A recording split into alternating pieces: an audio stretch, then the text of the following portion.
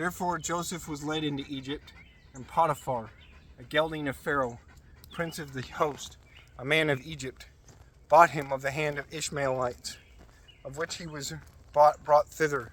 And the Lord was with him, and he was a man doing with prosperity in all things. And Joseph dwelled in the house of his Lord, which knew full well that the Lord was with Joseph, and that all things which he did were dressed of the Lord in his hand. And Joseph found grace before his Lord, and he served him, of whom Joseph was made sovereign of all things. And he governed the house betaken to him, and all things that were betaken to him. And the Lord blessed the Egyptian's house for Joseph, and multiplied all his chattel, as well in houses as in fields. Neither he knew any other thing but bread which he ate. For sooth Joseph was fair in face, and shapely in sight.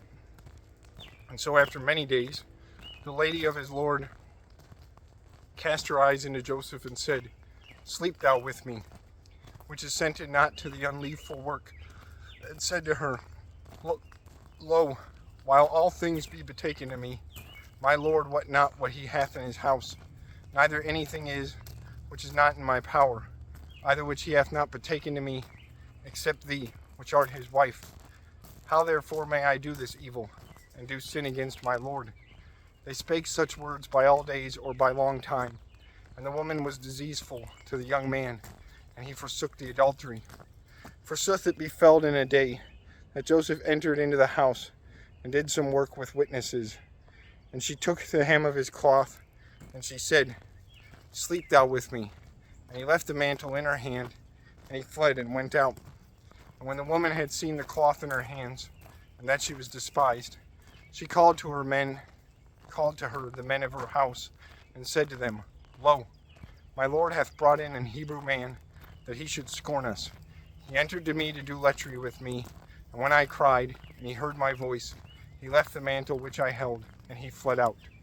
Therefore, into proving of the truth, she showed the mantle that she held to her husband, turning again home.